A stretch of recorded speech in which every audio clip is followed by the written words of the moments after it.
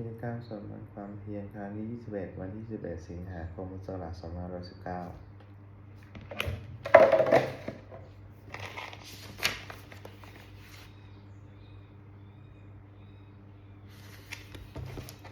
วันนี้เป็นครั้งที่21ตรงกับวันที่11สิงหาคมพุทธศักราช2519ข้าพเจ้านายเจมส์เจมิสารขอเป็นวาจาถวายแก้วเสียงสาธุพุทธมนต์ถวายเป็นพุทธบูชาธรรมบูชาสังฆบูชาและเป็นอาจารย์บูชาแด่องค์หลวงปู่ทวดยิมทันทะเลจืดและหลวงปู่ศิลาขอเทพเทวราชเจ้าทั้งหลายโปรดจงมาอนุโมทนาในการสวดสาธของข้าพเจ้านี้ขออนุภาพคุณพระรัตนตรัยครูบาอาจารย์และเทพเทวดาทั้งหลายโปรดจงบันดาลให้จิตของข้าพเจ้าเป็นสมาธิก่อนแก่การสวดสาธบทต่อไปอรหังสัมมาสัมพุทโธภควาพุทธังภควันตังอภิวาเทมิสวากขาโตภควตาธัมโมธัมมังนัมสสามิสุปฏิปันโนภควโตสาวกสังโฆสังฆนามามิบทสวดชุมนุมเทวดาสมันตาจักรวาเลสวดาคันฉันตุเทวดาสัทธรรมเวราชศาสนาตุสังฆมวถังสังเคกามิจรูปเปคิริสิกขานาตาเขจานาริเขวิมาเนทิเปรเถจคาเนตรุวนาคาเนเคหาวดูเมเขเตโพมาจันตุเทวาจาธาราวิสเมยคาคณาภัมนาคาตินันตาสันนิเกยมุนิวาจานังสัตมเมสนันตุธรรมสวนาการโรยมันตาธรรมสวนาการโรยมันตาธรรมสวนาการโรยมันตาบทสวดนามการสิทธิคาถานโมตัสสะภะคะวะโตอะระหะโตสัมมาสัมพุทธัสสะนะโมตัสสะภะคะวะโตอะระหะโตสัมมาสัมพุทธัสสะนะโมตัสสะภะคะวะโตอะระหะโตสัมมาสัมพุทธัสสะบทไตรสรณคมพุทธังสรณังคัจฉามิธัมมังสรณังคัจฉามิสังฆังสรณังคัจฉามิทุติยมปิพุทธังสรณังคัจฉามิทุติยมปิธัมมังสรณังคัจฉามิทุติยมปิสังฆังสรณังคัจฉามิตติยมปิพุทธังสรณังคัจฉามิตติยมปิสังฆังสรณังคัจฉามิตติยมปิสังฆังสรณังคัจฉามิบทสวดสัจจกิยาคาถานาทิเมสานังอัญญังพุทโธเมสานังวรังอิตินะสัจจเชนะโสติเมหนตุสัพพทานาทิเมสานังอัญญังธัมโมเมสานังวรังอิตินะสัจจเชนะโสติเมหนตุสัพพทานาทิเมสานังอัญญังสังโฆเมสานังวรังอิตินะสัจจเชนะโสติเมหนตุสัพพทาคาถาพระพุทธเจ้า28พระองค์ตังมีสัทธิโกมังสุเรโสวะปานาปาสุสุปิอาทาสิติปุอิสิเวอุโกกะโคนามามิหัง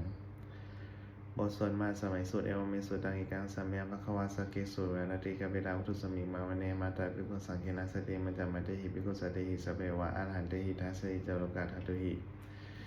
เทวตายะเพยนะสันนิบริตาหุนติภควานังทัศนายะภิกขุสังจาตะโขจตุนังสุทาวสาไกกานังเทวานังเอตตาโหสียังโขภควาสเกสุเวรติกับอิลาวัตุสมิงมาวเนมาตาภิกขุสังเกนะสติมัจจมัตเตหิภิกขุสัตติหิสเภวะอรหันเตหิทัสสิจโลกาทัตุหิเทวตาเยพุเยนะสันนิบริตาหุนติภควานังทัศนายะภิกขุสังจายะนุนามายะปิเยนะภควาเดโนปัสสังกามายามาอุปสังกามิตวะภควาโตสันนิเกปัจเจกคาถาภสยามติอานาโคตาเทวตาเสยถาปีนามาภรวะปุริโสสัมมชิตังวะปะหาปัสสริยะปัสสดิตังวะปะหังสมิชยะเอวะเมวะสุทาวะเสสุเทวสุนารหิตาภควาโตปุระโตปตุระหังสุอานาโคตาเทวตาภควานังพิวาเตระไวกัมมันตังรังสุเอกามันตังทิตาโขเอกาเทวตาภควาโตสันนิเกมังคตาภาสีมหาสมโยปวานะสมิงเทวะกยังสมาคตาอาคาตามหาอิมังธรรมสมยังทักขิตายะปราชิตาสังกันติอาราโคปราเทวตาภควาโตสันนิเกมังคตาภาสีตันนาภิโพสมัทาหังสุจิตตังอรโรจุกัมมะคังสุสารทิวาเนตานิกหินวาอินทิยานิละขันติปันนิตาติอานาโคปราเทวตาภควาโตสันนิเกมังคตาภาสีเทระวะคีรังจิรวะปริคังอินทาคีรังโอหันจามะเมชาเตจารติสุทัยมาราจกุมาดาสุดานาสุสุนาคาเดียนาโคปราเทวตาภควาโตสันนิเกมังคตาภาสีเยเกจิพุทธังสานังคตาเสนาเตคามิสันติอาปายาภูมิปายามนุสังเทหังเทวกายังปาริปุเรสันติเตียนาโคภควาภิกขุมาเตสียโพเอนะภิกขเวทัสสะสุโลกาทัตสุเทวตาสันนิเวตาหุนติตถาคตังทัสสนายะภิกขุสังฆัจจายปิเตภิกขเวเหสุอธิตามัฏฐานังอรหันโตสัมมาสัมพุทธาเตสัมปิภควานานังเอตาปรามะเอวะเทวตาสันนิเวตาเหสุสยถาปิไมหังเอตาหิเยปิเตภิกขเวภุสตินาคาตามัฏฐานังอรหันโตสัมมาสัมพุทธาเตสัมปิภควตานังเอตาปรามะเอวะเทวตาสันนิเวตาภิสันติสยถาปิไมหังเอตาหิอาจิคิสามีภิกขเวเทวกายานังนามานิกิตายิสามีภิกขเวเทวกายานังนามานิเทสิสามีภิกขเวเทวกายานังนามานิตังสุนันทาสตุกรรมนัสสิกโลทาปัสสิสามิติเอ เอวังพันเตติโขเตวิโภภควโตปัจจัสสะสมภควายทวจักสิโลกับนุกัสสามิยถาภมาตาสิดายิสิตากริกาปรังวหิตตาสมัยหิตาปุตุสิหาวสานีนาโนมหังสาลีสัมมโนโอทัตตามนัสสาสุทาวิปัสสนามนาเวลาพิญโยมัจจสเดยตวาวันเนกวิดาทเวทตมันอมันตยิสัทธาโสเกสัสเนเจเทวกายาภิกันตาเตชานาถาฮิโกเตจาอาตปะมะกโลสุรวาเพื่อศาสานังเตสัมปะตุระหูยานังอวรุสานันทัสนังอเปเกสตามัทังโกสาสังอาทัสสะเรงสรังเอเกสาสานัง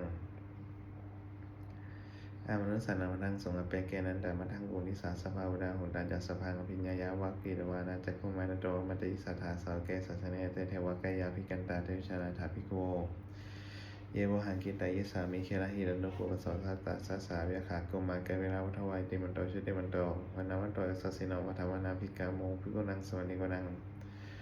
ชาสาสายมาวัตายขานาตวันนิโนติมันโตชุติมันโตวันนาวันโตสัสสิโนวัฏวนาภิกาโมภิกุนังสวนิโกนังสาตาคีราติสาสายขานาตวันนิโนติมันโตชุติมันโตวันนาวันโตสัสสิโนวัฏวนาภิกาโมภิกุนังสวนิโกนัง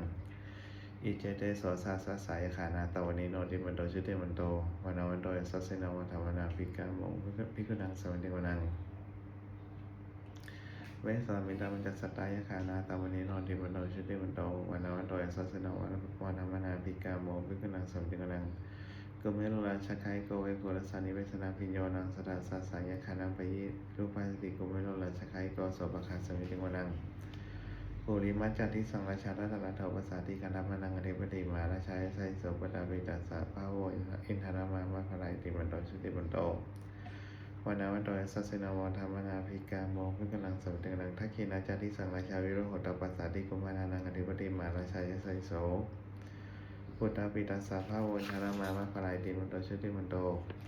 วันนาวันโตสัสสินาวธรรมนาภิกาโมภิกนังสมตินังปัจฉิมจันทิสังราชาวิรูปักขภาษาทีนาคานังอธิปติมาราชายไสโสปุตตาปิตัสสะภาโวอินทานามามัพพลาอิติมันโตชุติมันโตวันนาวันโตยัสสะสิโนมัทธมนาภิกาโมภิกขุนังสัมติวนังอุตตาราชาทิสังราชากุเวโรตปัสสาติยาคานังอธิปติมาราชายไสโสปุตตาปิตัสสะภาโวอินทานามามัพพลาอิติมันโตชุติมันโตวันนาวันโตยัสสะสิโนมัทธมนาภิกาโมภิกขุนังสัมติวนังปุริมะที่สั่งทัตตะโทนะคิเนนาวิโรกปัจจิเมนาวิโรปะโคกุเอโรตรังที่สั่งแกตาโรเตมาราชาสมันตาเจโรทิสาคันธารามานาอัทสุวรรณเกเวราทเวเตสัมมายาโนทัสสากุอาจานิกาสธามายากุเวโรเวเปรุวิจาเวโตสาจนะนกรรมเสโถจักินโนมนุนิมันตุจะปานาโทปัมมโยจะเทวสุโตจะมาจาริจิตาเสโนจะคันธพโรสัพพโนจะโพอาคูปัญญสิโขเจวติโมลุเสยวัจสายเตจันเยจาราชาโนคณภาสาราชุพิมธรรมนาภิกาโมภิกขุนังสมิติวนังอาถาคุณภาษานาคาเวสาราสหันตัญจกากัมภารสัตตะคุปยคาสายติพิยมนาทัตตะทัจจคุณาคาสัสสิโนเอราวนวานะโคโสปคัสสมิติวนัง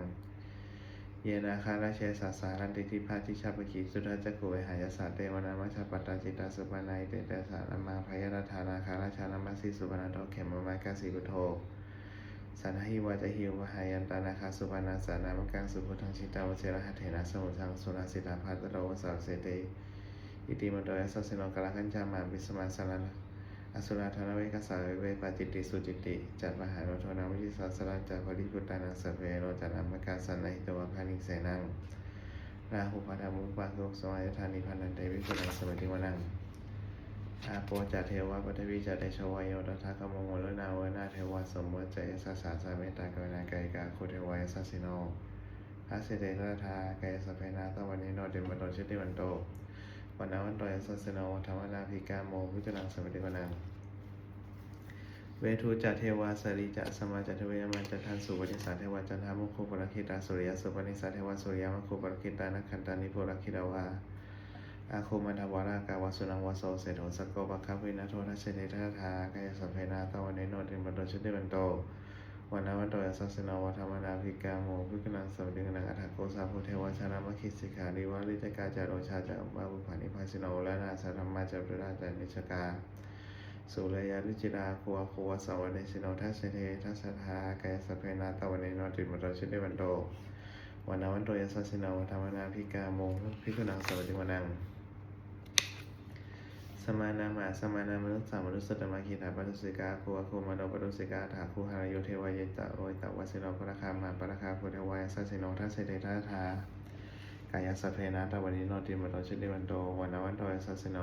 ธรรมนาภิกาโมภิกขุนังสวัสดิวนังการุมหาอรุณากุหิขานาสาสะโอทาตาไคหาปามุขาโคเทวาจักขานาสธรรมตาหาราคชามิสกาจายสัสสิโน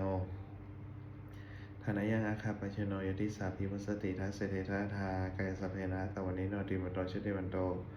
วันนาวันโตสัสสิโนวัฏวนาภิกาโมภิกขุนังสวัสดินังเขมิยาตุสิตายามากรกาจายสัสสิโนสัมมิตการามาเศรษฐาโชตินามาจะอาสวานิมนาลัตติโนอโคอัฏฐคุปรานิมิตาทัสเสเทธาทากายสัพเพนะตวันนี้โนติมโตชุติวันโตวันนาวันโตสัสสิโนวัฏวนาภิกาโมภิกขุนังสวัสดินังสัตเทวันนี้กายสัพเพนะตวันนี้โนนามันวายนะคังจงเยจันเยสัติสาสะพุทธชาติมัคคีนังโอคัตเตมนาสวนาเขโมคัตตารังนาคังจันทวสิตาติตังสุภามาปรมัตโตจัปุตไตติมัตโตสาสนังกุมารุติโสจัสสปะคัสสมิติวนัง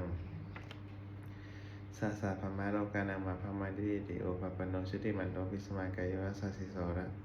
ทักเศรษฐายสระกุปัจเจกวัสสวัสดิโนเตสัญจามยโตอาคาหริโตปริวริโตเตจัสสเพยไปเกณในเสนเทเวสภามาเกมานาเสนาภิกามีปัสสะกนาสามัญยังเอถาคณาถาปนาธาราเคนะพันธมัทุสมันตาเปยวะในธรรมาโวมิทิทาโกยนางอิติตาธรรมาเสนกนาเสนาเปสี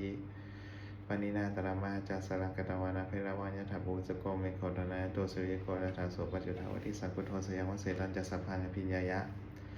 วะคิตวานาจักุมารโตอมันตยิสัทธาสองเกสัสเนเตมาราเสนาภิกันตาเตชานาถาภิโกเตจาราปามังกรุสุตวาพุทธศาสนาวิปลาเคหิปกามุเนสานุมาปิชยงสัพเพวิชิตาสังฆามาพยติตายาสัสสินาวทันติสาพุทธหิสาวแกเตชเนสุตาติบทสวดโพชังคปริโพชังโคสติสังคโตธรรมานังวิจโยทถาวิริยมปิติปัสสธิโพชังคาจตถาปเรสมาธุเปกขาโพชังคาสัตเตสัพพะทัสสินาโมนินาสัมมาทัคขาตาภาเวตาภารุริกตาสังวัตติอภิญญาญาณิพานายะจักโพธิยาเอเตนะสัจจวัชนะสุริเตหนตุสมัทธาเอกสมิงสมัยนาโถโมคันลานันจักกัสสปังคีลาเนทุกิเตทิสวาโพชังเคสัตตะเทสยิเตจะตังอภินันทิตวาโรคามุจิงสุตังคเนเอเตนะสุจัชนะสุติเตหนตุสมัทธาเอกกะทาธรรมาราชาปีเครัญเยนาภิปีริโตจุนทัตเถเรนะเตนเยวะพนาเปตวานัสสาทรังสามโมทิตวาจะอาภาธาตัมหาวุธาสิฐานะโสเอเตนะโสจัชนะสุติเตหนตุสมัทธาปะหีนาจะเตจะอาภาธาตินันนัมปีมหิสนังมัคคาหาตะกิเลสาวะปัตตานุปัตติธรรมตังเอเตนะโสจัชนะสุติเตหนตุสมัทธาบทสวดบารมี30ทัศพานะปารมีสัมปันโนทานะอุปปารมีสัมปันโนทานะปรมามัทธปารมีสัมปันโนเมตตาไมตรีกรุณามุทิตาอุเบกขาปารมีสัมปันโนอิติปิโสภควาศีลปารมีสัมปันโนศีลอุปปารมีสัมปันโนศีลปรมามัทธปารมีสัมปันโนเมตตาไมตรีกรุณามุทิตาอุเบกขาปารมีสัมปันโนอิติปิโสภควาเนคขมมะปรมีสัมปันโนเนคขมมะอุปปารมีสัมปันโนเนคขมมะปรมามัทธปารมีสัมปันโนเมตตาไมตรีกรุณามุทิตาอุเบกขาปารมีสัมปันโนอิติปิโสภควา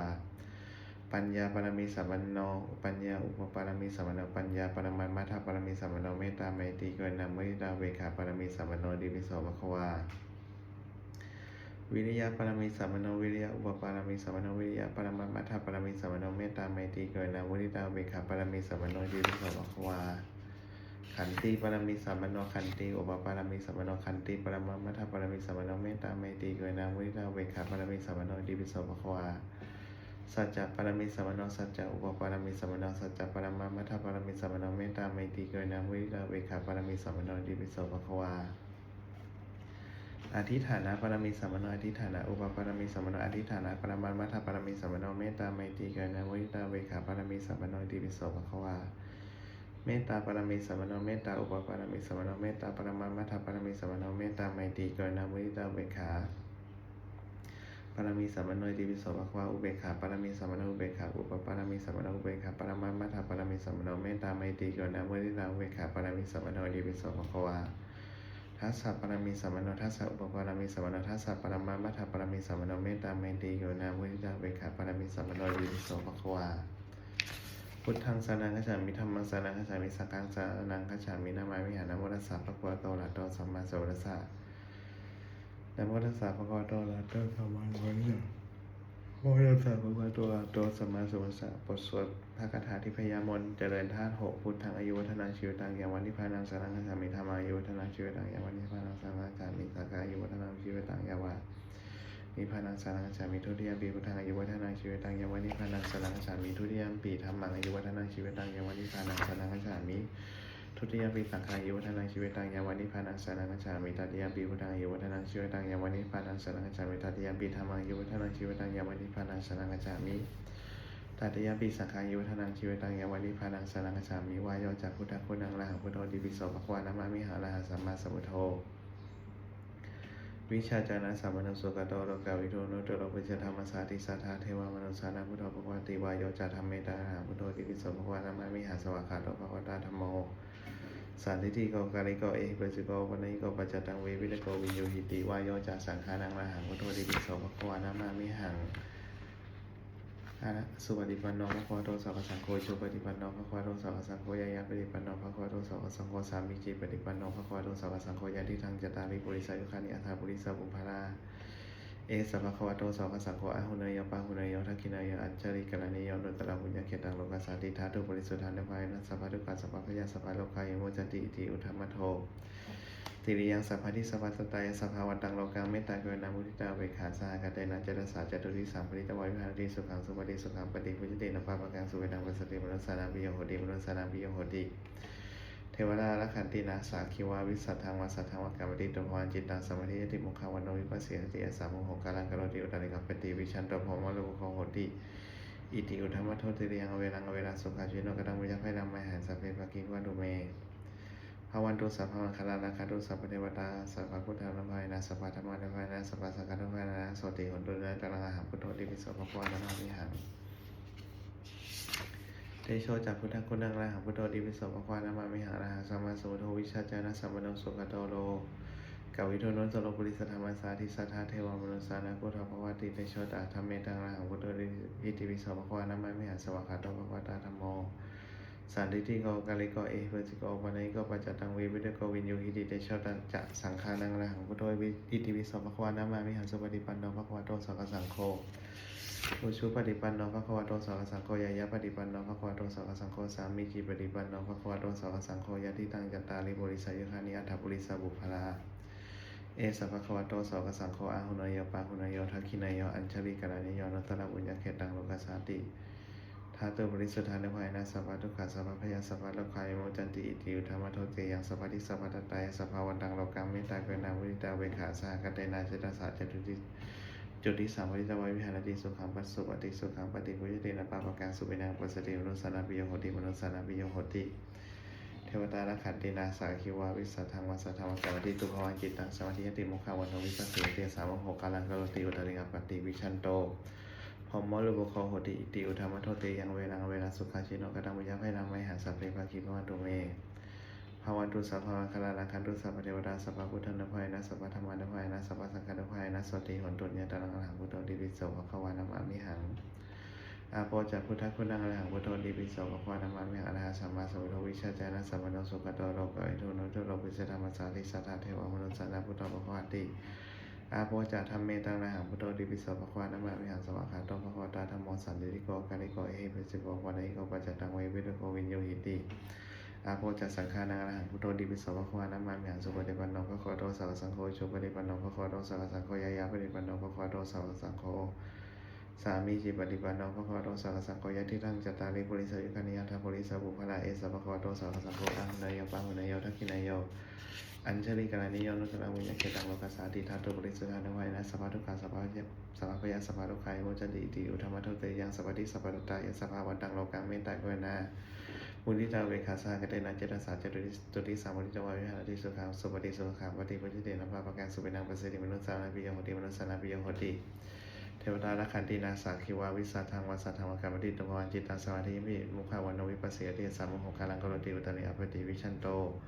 พมะเลวะโคโหติติอุธรรมโทติยังเวรังเวราสุขชิโนกตังวิยะพยังมหัสปิปักขิวันตุเมภวันตุสัพพะคาราคันตุสัพพะเดวตาสัพพะพุทธโลภะเวนะสัพพะธรรมะนะภายนะสัพพะสังฆะนะภายนะสติหนตุญญะนรังหะพุทโธติปิโสภะคะวะนะมะมิหังปัทวิจาพุทธะทุกขุนังอรหังพุทโธเดปิโสภะคะวะนะมะมิหังอรหังสัมมาสัมพุทโธวิชชาจานะสัมปันโนสุขโตโลกวิทูโนโตโลภิเสธรรมสาธิสัทธาเทวานุสานะพุทโธภะคะวะติปัทวิจาธรรมเมตังอรหังพุทโธเดปิโสภะคะวะนะมะมิหังสวากขาโตภะคะวะตาธัมโมสันติโกกัลลิโกเอหิปัสสิโกอุปาณิโกปัจจตังเวปิตโกวิญญูหิติปัทวิจาสังฆานังอรหังพุทโธเดปิโสภะคะวะนะมะมิหังสุปฏิปันโนภะคะวะโตสาวกสังโฆจุปฏิปันโนภะคะวะโตสาวกสังโฆยายะปฏิปันโนภะคะวะโตสาวกสังโฆสามีจิปฏิปันโนภะคะวะโตสาวกสังโฆยะทิทังจตาริปุริสายุคานิอัตถปุริสบุพพะเอสะภะคะวะโตสาวกสังโฆอะหุเนยปะหุเนโยทักขิเนโยอัญชลิกนันนิโยอนุตตรบุญญาเขตังโลกัสสาติทัตตุบริสุทธานะภัยนะสัพพะทุกขาสัพพะพยาสัพพะโลกาวิโมจจติจิอุทธัมมะโทติริยังสัพพติสัพพะทัตตายสัพพะวันตังโลกังเมตตากวนามุทิตาเวขาสาคเตนะเจตสาจตุติสังปริตวะวิหารติสุขังวสุปฏิสุขังวติพุทธตินะภาปะกังสุปินังปัสสติมนุสสานาภิโยโหติอนุสานาภิโยโหติเทวดาละขันตินาสาคิวาวิสัทธังวาสัทธังวากรรมติตุภวันจิตตังสมาธิติมุขาวโนวิปัสสิยสามุขกาลังกโรติอุตริงปฏิวิชันโตพมะเลวะโคโหติติอุธรรมโทติเรียงเวรังเวราสุขชิโนกตังวิยะภัยรังไมหาสัพเพปะกิภวันตุเมภวันตุสัพพะมังคลาลังคันตุสัพพะเทวตาสัพพะพุทธะภายนะสัพพะธรรมะนะภายนะสัพพะสังฆะนะภายนะสติหนตุเนรังอาหารพุทโธดิปิโสภะคะวะนะมะมิหังอากาสาจะพุทธคุณังอรหังพุทโธดิปิโสภะคะวะนะมะมิหังอรหังสัมมาสัมพุทโธวิชชาจานะสัมปันโนสุขโตโลกวิทูโนโตโลภิเสธรรมสาธิสัทธาเทวมนุสสานะพุทโธภะคะวะติอากาสาจะธรรมเมตังอรหังพุทโธดิปิโสภะคะวะนะมะมิหังสวากขาโตภะคะวะตาธัมโมสันติโกกาลิโกเอหิปัสสิโกอุปาณิโกปัจจตังเวปิตโกวิญญูหิติอากาสาจักสังฆานังอรหังพุทโธดิปิโสภะคะวะนะมะมิหังสุปฏิปันโนภะคะวะโตสาวกสังโฆชุปฏิปันโนภะคะวะโตสาวกสังโฆยายะปฏิปันโนภะคะวะโตสาวกสังโฆสามีจิปฏิปันโนภะคะวะโตสาวกสังโฆยะทิทังจตาริปุริสายุคานิอัตถปุริสบุพพะเอสะภะคะวะโตสาวกสังโฆอะหุเนยปะหุเนโยทักขิเนโยอัญชลิกนันนิโยนุตตรบุญญาเขตังโลกัสสาติธาตุบริสุทธานุภาเวนะสัพพะทุกขาสัพพะพยาสัพพะโลกาวิโมจจติอิติอุทธัมมะโทติริยังสัพพะทิสัพพะทัตตายสัพพะวันตังโลกังเมตตากรุณามุทิตาเวขาสหกเตนะเจตสาจตุริตุติสังมุทิตวาวิหารติสุขังสุปฏิสุขังปฏิพุทธิเตนะภาปะกังสุวิตังปัสสติมนุสสานังปิโยโหติมนุสสานังปิโยโหติเทวตาละขันตินาสักขิวาวิสัทธังวาสัทธังวากรรมติตุภวันจิตตังสมาธิยติมุขาวโนวิปัสสิยติสามุขกาลังกโรติอุตริอปติวิชันโตพมะเลวะโคโหติติอุธรรมโทเตยังเวรังเวราสุขชิโนกตังวิยะภัยรังไมหาสัพเพปะกิภวันตุเมภวันตุสัพพะมังคลาลังคันตุสัพพะเทวตาสัพพะพุทธะนะภายนะสัพพะธรรมะนะภายนะสัพพะสังฆะนะภายนะสติหนตุญญะนรังอรหังพุทโธอิติปิโสภะคะวะนะมะมิหัง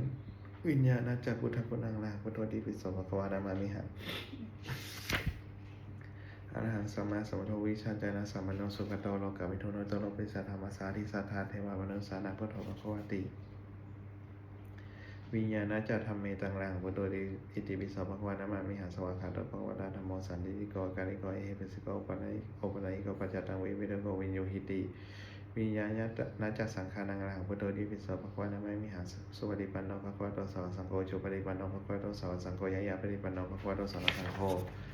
สามีจิปฏิปันโนภะคะวะโตสาวกสังโฆยะทิทังจตาริปุริสายุคานิอัตถปุริสบุพพะเอสะภะคะวะโตสาวกสังโฆอะหุเนยปะหุเนโยทักขิเนโยอัญชลิกนันนิโยนุตตรบุญญาเขตังโลกัสสาติธาตุบริสุทธานุภาเวนะสัพพะทุกขาสัพพะพยาสัพพะโลกาวิโมจจติอิติอุทธัมมะโทเตยังสัพพะทิสัพพะทัตตายสัพพะวันตังโลกังเมตตากรุณามุทิตาเวขาสาคเตนะเจตสาจตุติสังปริตวะวิหารติสุขังสุปฏิสุขังวติพุทธิเตนะภาภานาภาปะกังสุปินังปัสสติมนุสสานังปิโยโหติมนุสสานังปิโยโหติเทวดาละขันตินาสาคิวาวิสัทธังวาสัทธังวากรรมติตุภวันจิตตังสมาธิยติมุขาวโนวิปัสสิยติสามุขกาลังกโรติอุตริงปฏิวิชันโตภมะเลวะโคโหติอิติอุธรรมโทเตยังเวรังเวราสุขังชิโนกตังวิยะภัยรังไมหังสัพเพปะกิภวันตุเมภวันตุสัพพะมังคลาลังคันตุสัพพะเทวตาสัพพะพุทธานุภาเวนะสัพพะธรรมะนุภาเวนะสัพพะสังฆานุภาเวนะสติหนตุเนรังอรหังพุทโธอิติปิโสภะคะวะนะมะมิหังบทสวดพระหุมหาการพระหุสหัสสมาธิมีวิดัสสาวุธันตังคีเมฆาลังอุทิตโคลักขเสนมาลังทานาทิธรรมวิธินาชิตวามุนิโทตันเดยสาพดุเดชมังคลานิมานาติเลกะ มะพิยุชิตตะสัพพานันติโกลัมปะนาลาวะกามะขะมัคทะยักขังคันติสุทันตะวิธินาชิตวามุนินโทตันเตยสาพรดุเตเชมังคลานินานาคิริงขะชาวลังอติมัตตพุตังทาวะขิจักกะมะสนิวะสุทารุนันตังเมตตัมพุเสกะวิธินาชิตวามุนินโทตันเตยสาพรดุเตเชมังคลานิอุคิตะขะขะมัตติหัตถะสุทารุนันตังทาวันติโยชนะปะทังคุลิมาละวันตังอิทิพิสังคตะสังฆตามานโนชิตวามุนิโทตันเตยสาพรดุเตเชมังคลานิกัตวากนะกัตถะมุทารังอีวะคัพพินิยจินจายทุทธะวจนังชนากายามัชเฉสันเตนะโสมาวิธินาชิตวามุนิโทตันเตยสาพรดุเตเชมังคลานิสัจจังวิหายามติสัจจะกวาทะเกตุงวาทาพิโนปิตามานังอัตติอันทะพูตตาปัญญาบัตที่ประชัยโตชิตวามุนิโทตันเตยสาพรดุเตเชมังคลานินันโทปันนันทาผู้ชะคังวิพุทธังมหิทธิบุตเตนะเถระผู้ชะเคนะทัพมาปยันโตอิทุปะเทสาวิชินาชิตวามุนิโทตันเตยสาพรดุเตเชมังคลานิทุกขาหาทิฏฐิผู้ชะเคนะสุทันตหัตถังพัมมังวิสุทธิชุติมิทธิภกาพิธานังญาณังคัตเทนะวิธินาชิตวามุนิโทตันเตยสาพรดุเตเชมังคลานิเอตตาปิพุทธเชมังคลาอัฏฐคาถาโยนวาจโนทินาทิเนสติมัทันทีหิน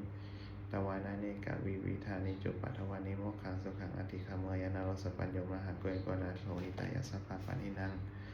โอเลตวะปารมีสัพพะปะโตสัมโพนิมุตตมังอิเตนะสัจเจนะโหตุเตเชมังคลังเชยโตโพธิยามุเรสกยานังนาทิวัฒโนเอวังตวะวิเชโอโหหิชัยสุเสมังคลยาปราชิตาปานังเกสีเสปะทวิโปคะเนภิเสเกสัพพะพุทธานังคัปปะโตอาคัปปะโตโมหะติสุนัขตังสมังคลังสุปปะตังสุวิตังสุพนังสุโมโตจักสุวิจังพามาจริสุปะกินังกายกรรมังวาจากรรมังปะกินังมโนกรรมังปณิทิเตปะกินานิกตวานาภะรันตเตปะกินังภวตุสัพพะมังคลานาคตุสัพพะเทวตา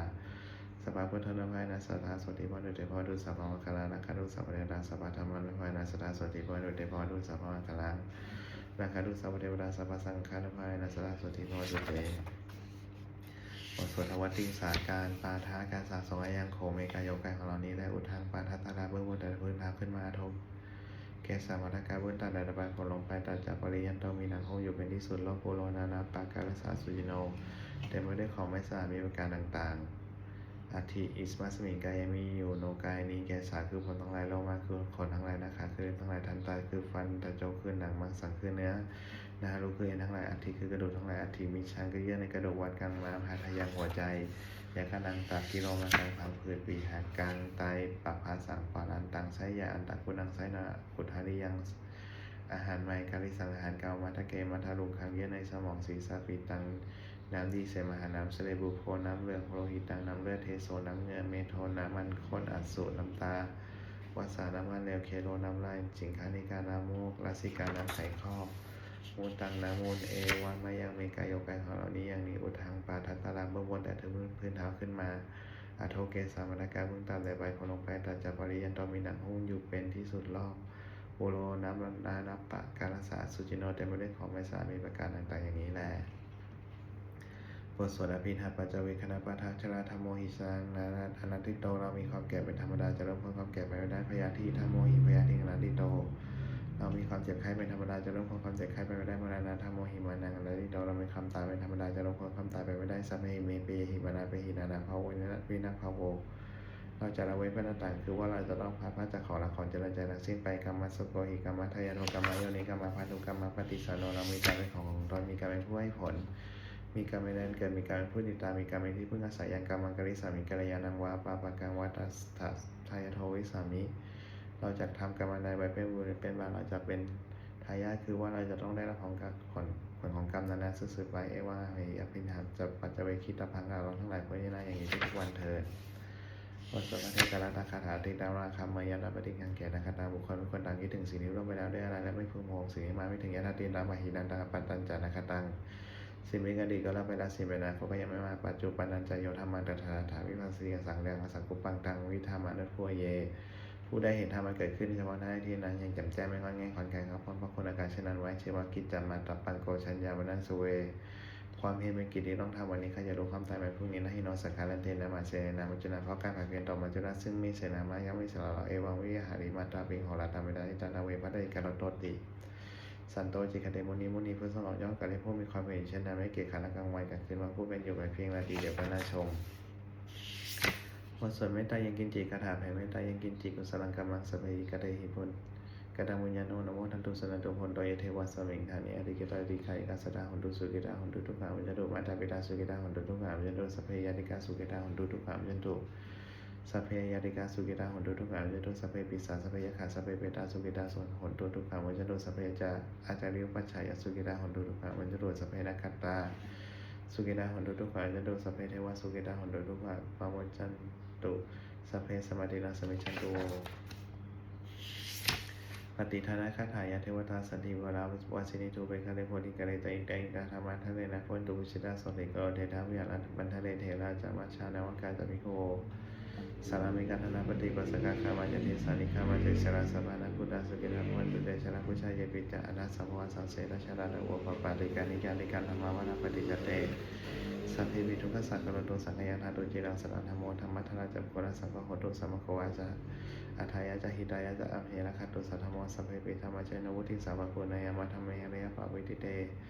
ปัสสนะโหตุสัพเพปิปะเนนะพุทธศาสนาสามาทาราภิฉันโตกะเรเทโกโพสุตวิธิพยสัตตนังสมิทังเนตุเมทนิงมาตาปิตาตะอันราชานิจาระขันติปตกายวันธรรมเมนาราชาโนปชังระขันตุสุปทาเทวตาอุโยชนะคาถาทุกขปตาจานิทุกขพยปตาจานิพยโสกปตาจานิโสกโหตุสัพเพปิปะเนโนเทวตาจามิสัมมนามุญญสัมมนาสัพเพเทวานโมทันตุสัพพะสัมปติสิทธิยาธานาตุสัทธายศีลาขันตุสัพพทาภานาวิยาหุนตุขันสันตุเทวดาคาถาสัพเพพุทธาภรปัตตาปัจเจกนันจายามลังหันตาจัตเตเชนะนาขันมานามิสัพพโสสวดแผ่พระดาวทีสัพเพสดาสดาหุนตุเวลาสุขชีวิตน้องขอให้สัตว์ทั้งหลายอย่าได้เวกแก่กันและกันจะเป็นผู้ดำรงชีวิตอยู่เป็นสุขทุกวันเถิดกระดังวิญญาณพระดังไม่หาสัพเพบางทีวันดุใดขอให้สัตว์ทั้งหลายจงได้เสวยผลบุญที่พระเจ้าได้มาเพ็ญด้วยกายวาจาใจและร่างเถิดสัพเพพุทธาภรปัตตาปัจเจกนันจายามลังหันตาจัตเตเชนะนาขันมานามิสัพพโสสัพเพพุทธาภรปัตตาปัจเจกนันจายามลังหันตาจัตเตเชนะนาขันมานามิสัพพโสสัพเพพุทธาภรปัตตาปัจเจกนันจายามลังหันตาจัตเตเชนะนาขันมานามิสัพพโสสัพเพพุทธาภรปัตตาปัจเจกนันจายามลังหันตาจัตเตเชนะนาขันมานามิสัพพโสสัพเพพุทธาภรปัตตาปัจเจกนันจายามลังหันตาจัตเตเชนะนาขันมานามิสัพพโสสัพเพพุทธาภรปัตตาปัจเจกนันจายามลังหันตาจัตเตเชนะนาขันมานามิสัพพโสสัพเพพุทธาภรปัตตาปัจเจกนันจายามลังหันตาจัตเตเชนะนาขันมานามิสัพพโสสัพเพพุทธาภรปัตตาปัจเจกนันจายามลังหันตาจัตเตเชนะนาขันมานามิสัพพโสสัพเพพุทธาภรปัตตาปัจเจกนันจายามลังหันตาจัตเตเชนะนาขันมานามิสัพพโสวัสวดบูชาหลวงปู่ทวดนะโมพุทธโตคันติมายาติปะคะวานะโมพุทธโตคันติมายาติปะคะวานะโมพุทธโตอคันติมายาติปะคะวาสมังคนคาถาโอตุสัพพังสมังคณาละขันตุสัพพะเทวดาสัพพะพุทธานุภายนะสติหนตุเนรังโหตุสัพพังสมังคณาละขันตุสัพพะเทวดาสัพพะธรรมานุภายนะสติหนตุเนรังโหตุสัพพังสมังคณาละขันตุสัพพะเทวดาสัพพะสังฆานุภายนะสติหนตุเนรังขอได้ทรงให้ผลบุญกุศลเกิดจากสวดสรรเสริญคุณพระได้พร้อมทางการเจริญพระพุทธมนต์และพระคาถาเหล่านี้โปรดจงเป็นพลังปัจจัยให้องค์หลวงปู่ศิลาศรีจันทร์มีท่าแข็งแรงปราศจากโรคภัยไข้เจ็บทั้งปวงเจริญอายุยืนนานเป็นลมโพลมใจให้กับบรรดาศิษย์พุทธศาสนิกชนเป็นอาชัยให้พระพุทธศาสนาไปตามเท่านานและขอที่ส่งในจงบังเกิดเป็นสัพพสิ่งวันแก่ข้าพเจ้าแคล้วคลาดปลอดภัยจากทุกโศกภัยใดๆทั้งปวงให้มีแหล่งที่มาของรายได้อันสุจริตมั่นคงให้เหลือกินเหลือใช้คำว่าให้เหลืออย่ายังจะขอได้มีแก่ข้าพเจ้าขอให้ข้าพเจ้ามีสมาธิตั้งมั่นในพระธรรมคำสอนในองค์สมเด็จพระสัมมาสัมพุทธเจ้าในความดีงามตลอดกาลนานอีกครั้งขอให้เทพเทวดาทั้งหลายได้บูรณาสาธุการบุญกุศลนี้เมื่อนโมหะนาราควรเป็นสิบประสาทพรและอนุภาพความศักดิ์สิทธิ์ไปสู่วัตถุมงคลหลวงปู่ทวดยอดเศรษฐีหลวงปู่ทวดเปิดโลกหลวงปู่ศิลาบนใหม่หลวงปู่ศิลาลงถึงวัตถุมงคลทั้งมวลที่30องค์เลยที่จะสร้างขึ้นให้เปรียบด้วยพุทธธรรมเทวธรรมและด้วยพุทธธรรมและอันศักดิ์สิทธิ์ในผลที่เป็นสิริมงคลแก่ผู้ครอบครองและบูชาทุกประการเทอญ